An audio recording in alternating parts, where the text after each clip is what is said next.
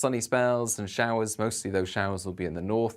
Drier more widely this weekend and temperatures on the up again. Tonight on GB News, at 6 it's Deebs & Co. 7 o'clock, Farage. At 8, join Mark Stein. And at 9, Dan Wootton Tonight, followed by Headliners.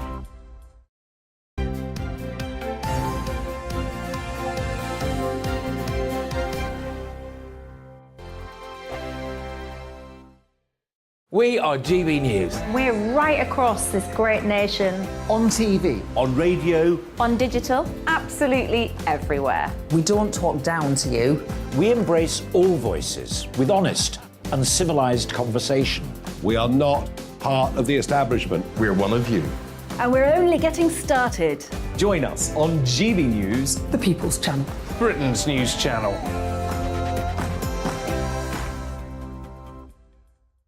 Hi there, it's Stephen and Anne. At breakfast from 6 a.m, you'll always be caught up with everything you need to know, the latest headlines, opinions and debates. We'll bring you the good news and the bad, but most of all, we're here for you. Remember, send in your views and let us know what you would like us to talk about. That's because we're your news channel. And every morning at 6 a.m, it's breakfast on GB News. My name's Tom Harwood and join me 9:30 a.m. every weekday for The Briefing, your one-stop shop for everything you need to know about what's going on in politics today. I wonder if this is a deal that might need to be like the biscuits in this factory, twice baked. Is there not an opportunity here to win out against the extremes? Tom Harwood, GB News. What are you going to do about it? Things should have been done differently, and they certainly are being done differently. Don't miss it. The Briefing with me, Tom Harwood, 9:30 Monday to Friday on GB News. Where would you like to go? Just take me to the studio, please, mate. You know where you're going. I've got a show to do. Friday Night Feast on GB News, 7 p.m. And it's like nothing you've ever seen before. We take a different angle on the week's biggest news stories. The viewers and listeners set me some absolutely mad challenges to do. We tried to rehome a rescue dog. And yes, there's some other wacky stuff in there as well. I feel like I could take on the world. Well, that's that. Friday Night Feast with me, Patrick Christie's, every Friday, 7 till 9 p.m. on GB News. Be there.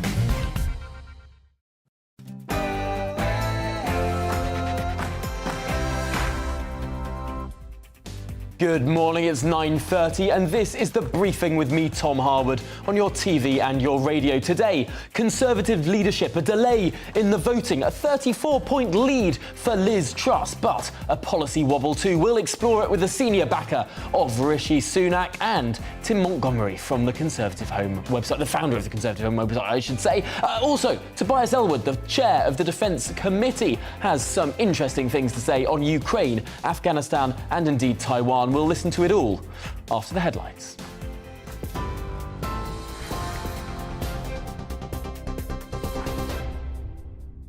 Good morning, it's just gone 9:30. I'm Simon Pusey in the GB newsroom. Ballot papers for the Conservative leadership election have reportedly been delayed over security fears. The party said it had changed its plans for the vote after consulting with government intelligence and security. The Daily Telegraph says the intelligence organisation warned hackers could change people's votes. China has announced a series of military drills around Taiwan following the first visit by a senior US politician in 25 years. Speaker of the House of Representatives, Nancy Pelosi, met with Taiwan's president in a visit that has been strongly condemned by China. In what is being seen as a showing of solidarity with Taiwan, Ms. Pelosi said the US would not abandon the island. Our solidarity with you is more important than ever as you defend Taiwan and your freedom.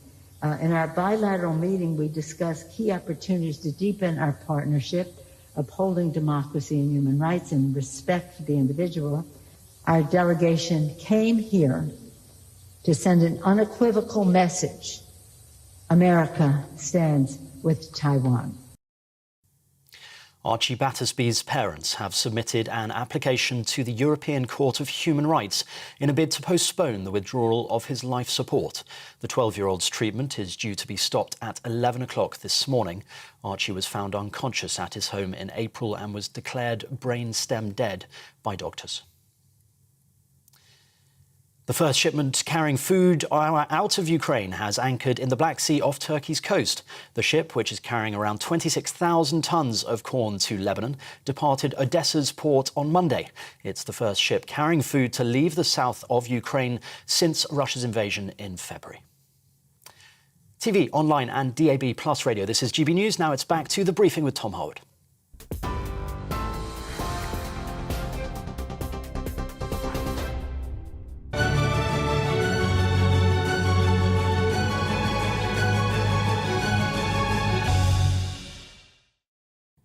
A very good morning to you. It's 9:33 and this is the briefing with me, Tom Harwood, on your TV and your radio. Now, first today to the row that wobbled the Truss campaign. Regional pay boards may sound innocuous enough, that public sector pay shouldn't wildly outstrip private sector pay in any given region. Yet, it was this policy, and more specifically a stated long-term ambition to save £8.8 billion through its implementation, that caused Liz Truss to embark upon her first major U-turn of the campaign. The Rishi Sunak camp really slammed the policy and what they called a screeching U-turn. In response, the Truss campaign claimed that Sunak has made as many as 9 U-turns himself during this contest. All this as ballots are delayed over the increasing security checks they are facing. Could this race be more competitive than some had thought? Well, let's turn to a prominent backer of the Rishi Sunak campaign now. Robert Halfon is the former cabinet minister, now chair of the Education Select Committee and, of course, member of Parliament for Harlow. Thanks for joining us, Robert. I suppose, first of all, this question of the polls. We saw a new poll out by YouGov last night putting a really quite substantial lead in the favour of Liz Truss, 34 points. If we take out the don't knows, it's 70-30 now. Is there anything that Rishi Sunak can do to recover that? Well, the first thing I'd say is the polls have actually been quite mixed. There was only a poll yesterday that suggested that Rishi Sunak was just 5 points behind Liz Truss. There was a poll done a few days ago on Tory councillors, and it showed them basically neck and neck. There have been other polls showing that Rishi Sunak would be most likely to win back voters in Conservative seats that we won in 2019. So my view is it's never over until it's over. There's a good few weeks to go. Members are still waiting to see the candidates at the hustings and the TV debates and read what they say in the press. So I think it's still all to play for. And let's turn to the policy of this race now, because that is really what has been focused in on over the course of this campaign, more so than previous leadership campaigns, perhaps. A really policy-focused fight. And yesterday, the Liz Truss campaign came under a lot of heavy fire from the Rishi Sunak campaign and indeed from the Labour Party over this issue of regional pay boards. Does the Rishi Sunak campaign therefore think that the level of pay that is currently divvied out across the public sector is the right one? Well, what I think it shows is that it's actually much harder to cut public spending than it looks. And it's important not just to kind of suggest every day that there's going to be bread from heaven pouring down on the public, and that there'll be easy public spending cut decisions, easy tax cut decisions, especially when we have debt of £2 trillion, debt of interest on the debt this year alone over £80 billion. And I think what happened yesterday was it showed that when you make these kind of public spending policies, it's actually much harder than it looks. And that would have hit the policy proposed by the Truss campaign, would have hit workers in disadvantaged areas, particularly in the north of England and in constituencies like mine. And if anything, we should be looking at paying public sector workers in disadvantaged areas a little bit more if that's possible, because we know, for example, teachers and support staff, it's very hard. It's hard to find, to recruit teachers. It's hard to get them to teach in disadvantaged areas, and those areas have big recruitment problems. Well, let's have a look, a little graph from the Institute for Fiscal Studies now. This shows the differential between public and private sector pay. And you can see that in the southeast in London, and indeed in your region, the east of England, the public sector is actually paid less than the private sector. But in every other region of the country, the public sector is paid more than equivalent jobs in the private sector, up to 10% more if you are in the public sector, if you're funded by taxes. Is that fair? Well, I think, look, that is a much wider argument. And of course, there always need to be a look at public sector pay, especially when we have huge debt and inflation and the things that I mentioned earlier. But that is totally different from what the Trust campaign was suggesting, would be that you'd have, in essence, significant pay disparities, and often in areas where you most need those public sector workers. Well, let's turn now to what the Rishi Sunak campaign has been accused of doing by the Liz Truss campaign. The idea of U-turns over VAT, over the level of taxation, over Rwanda, over the Northern Ireland Protocol bill. What does the Rishi Sunak campaign say in response to this sort of charge sheet of U-turns? Well, I think that's nonsense. If you look at the income tax proposal, that takes place over a number of years. The Trust campaign is proposing to spend £50 billion. And where are we going to get that money from? I mentioned the 80 billion of debt interest we have to pay. What happens if there is another crisis, for example, and we need to spend more money and borrow more money? What happens to spending on the National Health Service? Where do we get the £30 billion that both candidates, leadership candidates, agree needs to be spent over the next few years in order to pay for the backlog and for social care? But Rishi's plans for income tax are over a number of years. They're carefully set out and costed, and won't have the potential of increasing the national debt or increasing inflation, which of course we know is one of the biggest enemies of the cost of living. You might say that what the proposals from the other campaign might do. In fact, their own economic advisor said the spending proposals will possibly increase interest rates up to over 7%. I mean, that would crush homeowners across the country and be a lot more expensive.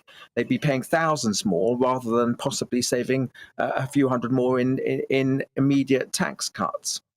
I think Professor Patrick Minford, who you cite there, I think clarified his statement to say about 4 or 5% might be the more normal level of interest rates, but certainly an interest rate rise would go along with that policy. That's undoubted, I suppose.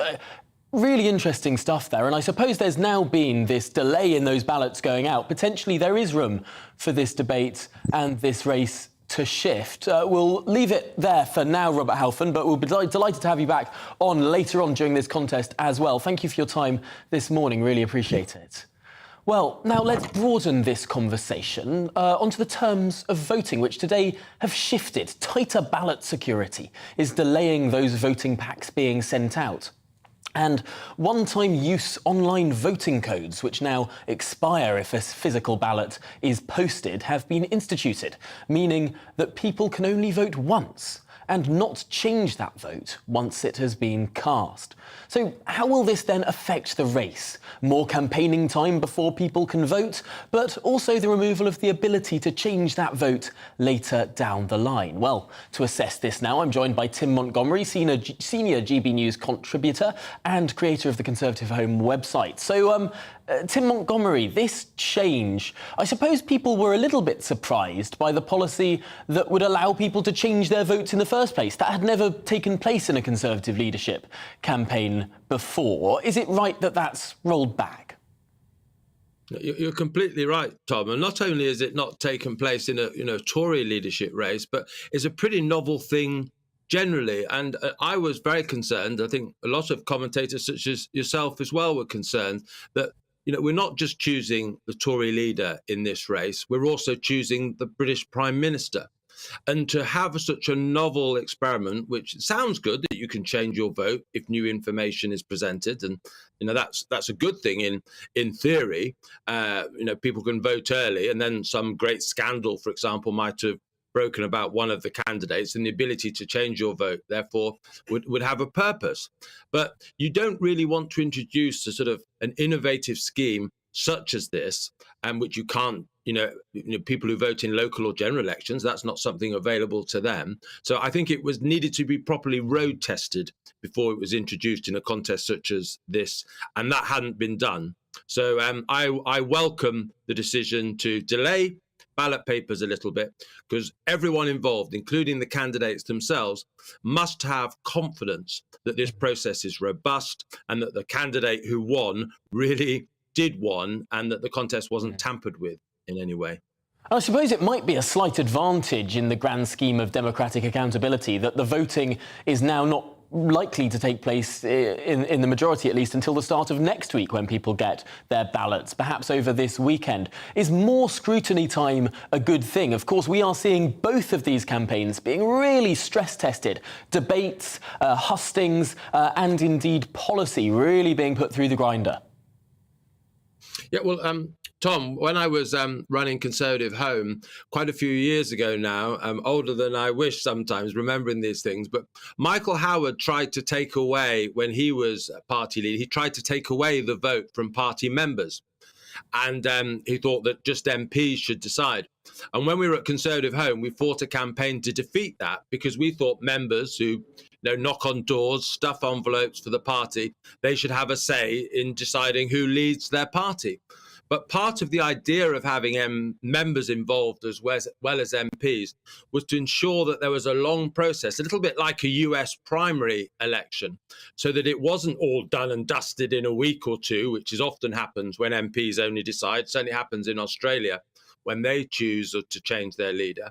That actually, by involving members, you necessarily have to have a few weeks of contest, so that we can really see candidates perform or not perform over an extended period. So I like the way the Tory party chooses its leader. It's not perfect, but the candidates have to have the confidence of a reasonable number of MPs, and then they're tested in the country on TV in multiple formats.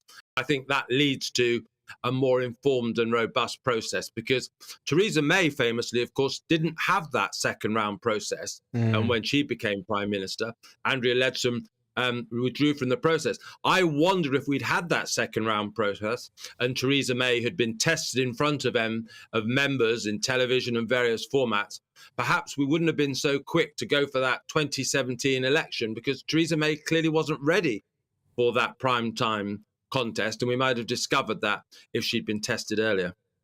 Really, really interesting counterfactual there. I suppose it's interesting looking as well at these candidates. To some extent, Liz Truss is doing the opposite journey that Theresa May took during the 2017 election, going from someone who was more robotic to actually being someone who's a more impressive performer the more we've seen of her. Really interesting stuff. Let's keep our eyes peeled on these future hustings. There are still 10 of them, 10 to go around the country. But for now, Tim Montgomery, thank you for joining us this morning.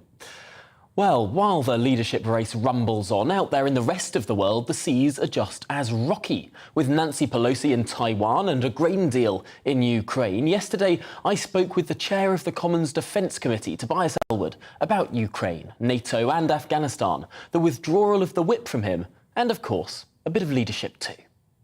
Ellwood, you have just returned from a fraught situation in Ukraine, but before we get on to that in this interview, let's turn to the fairly fraught situation in domestic British politics. Could you talk us through your thought process in terms of being one of those who called for the Prime Minister's resignation? Yeah, it was to do with the ill discipline that we saw. Partygate, I think it's been summed up as. It's that lack of focus, a lack of clarity as to where we're going to take the country.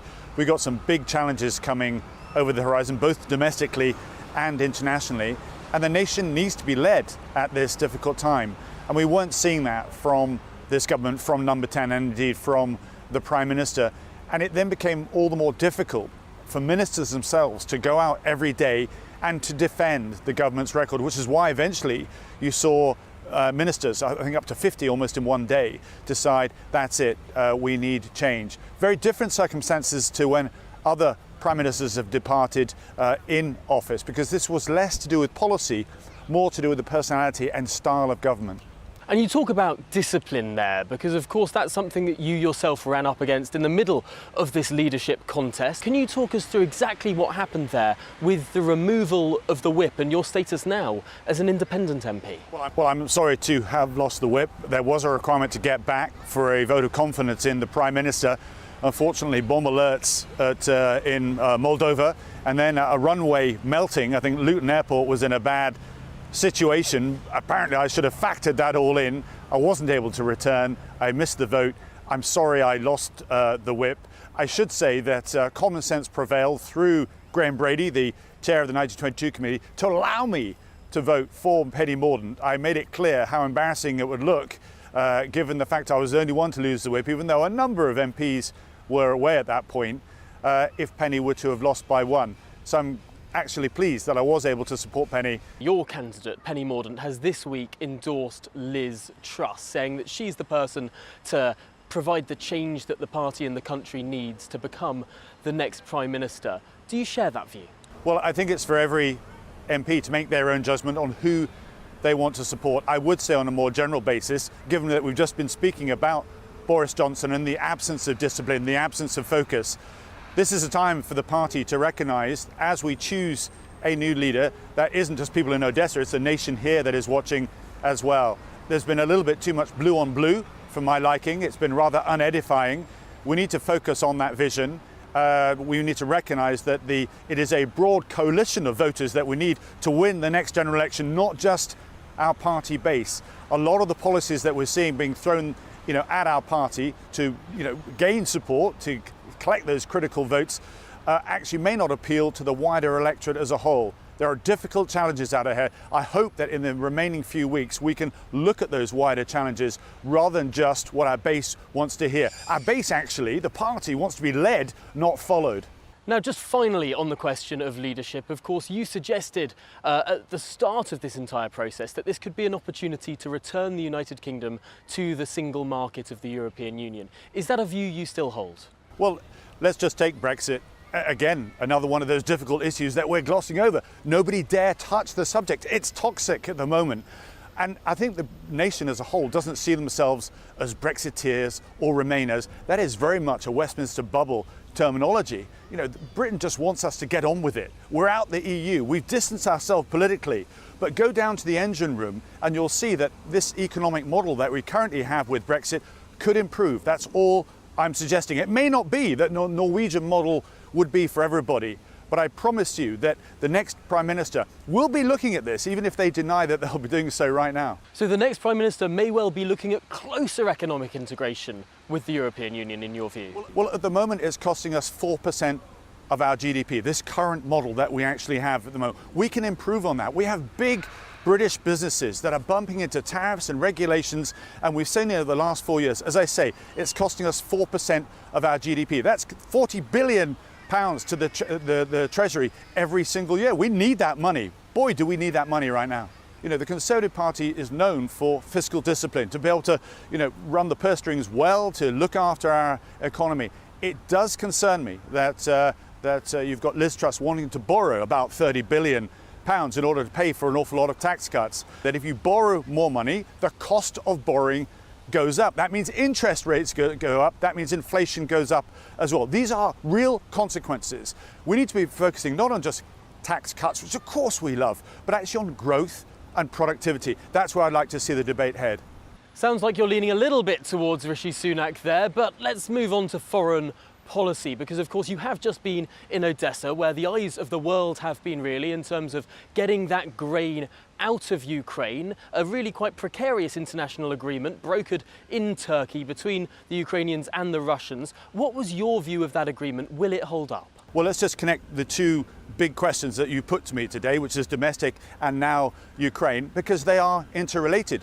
The cost of living crisis that we're experiencing here is directly consequential to the fact that grain cannot get out of Odessa. That is ground zero when it comes to the breadbasket of Europe, Ukraine, being able to feed not just its own country, but Africa and indeed Europe as well. Get that grain moving, and then grain prices, food prices then drop. That affects the cost of living. You sort out Ukraine, oil and gas prices will lower as well. But there isn't a general plan. Absolutely, we're supporting the Ukrainian people and the armed forces. Britain is doing more so than other countries, absolutely. But there isn't a clear plan as to how we stand up to Russia. That is weaponizing grain. So this plan that's just been agreed in Turkey, I'm afraid Russia's calling the shots. It's their agenda. And what I discovered in Odessa is actually there's appetite for a UN General Assembly resolution. Let's get a coalition of the willing to actually guard the maritime passage so that we control those shipping lanes, not Russia. My concern is that once about 70 ships that got caught up in Odessa prior to the start of the war, once they've departed with their grain, then Russia will have its sights on Odessa.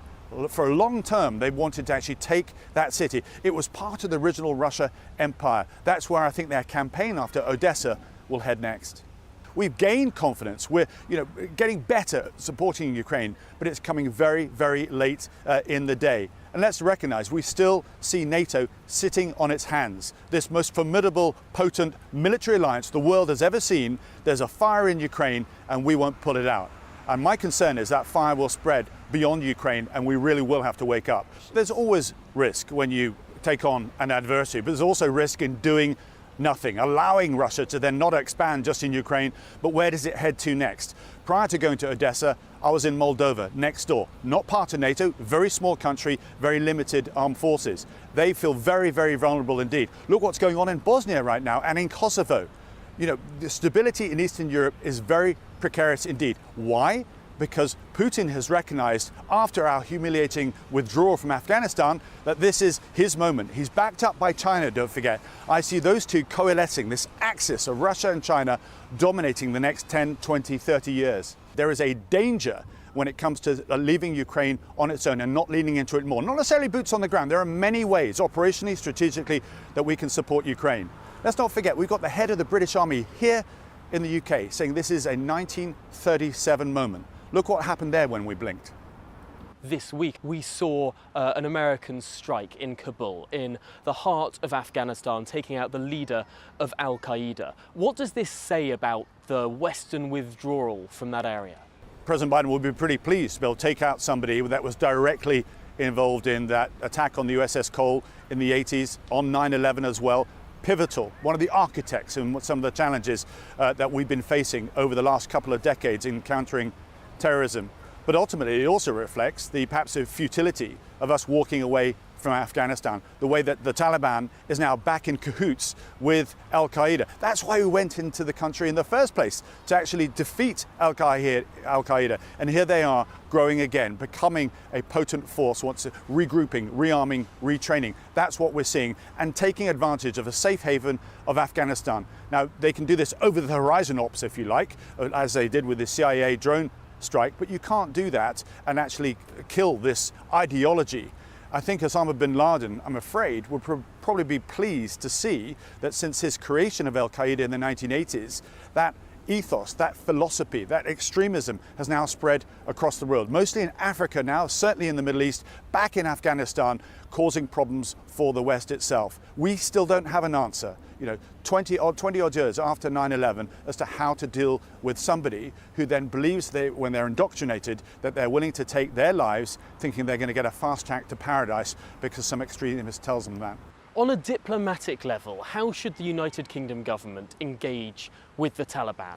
So I went out to meet the Taliban leadership in Doha in Qatar, where they have their main international base. I did this a year ago, and it was very clear to me that they said privately that they hadn't got the ability to run a country. No chance whatsoever. We should recognize them. It's our fault that we handed power to them. Our perhaps hesitance in wanting to support the Taliban means the 40 million people that we've abandoned are now seriously suffering because of famine, food shortages and so forth.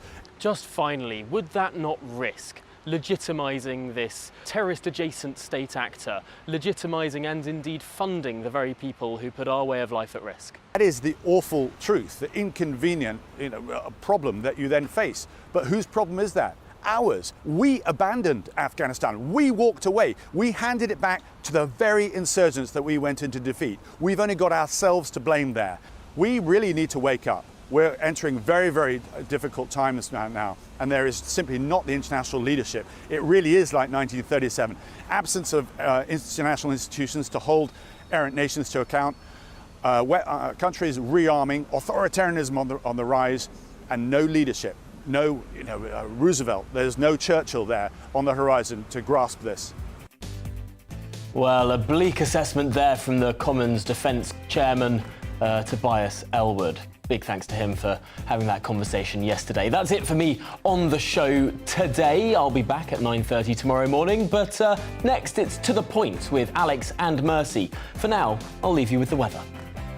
Hello, a very good morning to you. It's a gloomy start for many of us with some rain, but brighter skies are on their way later. Those brighter skies are to the north of a cold front which is currently crossing England and Wales. Along that cold front, thick and low cloud with some early rain. But as the cold front pushes through, brighter skies will appear and a scattering of showers. So a grey start to the day for southern parts of England. The rain clearing southwest England, South Wales in the next few hours, and then that pushes into central and southern parts of England. It turns to showers, I think, and it doesn't quite reach the far southeast, where it does stay dry with increasingly sunny skies later, and the skies brighten across much of the country, but there will be a further showery pulse of rain across much of Scotland, Northern Ireland and Northern England. Temperatures at around average in the north, high teens, low 20s.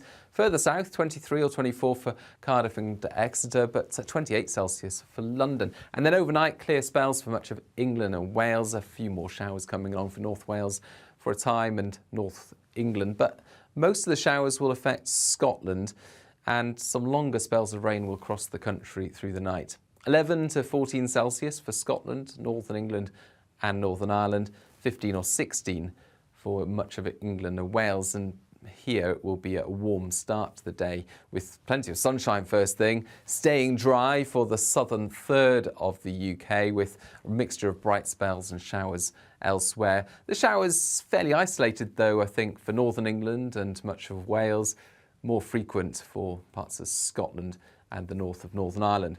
A cooler day for many, 24 in the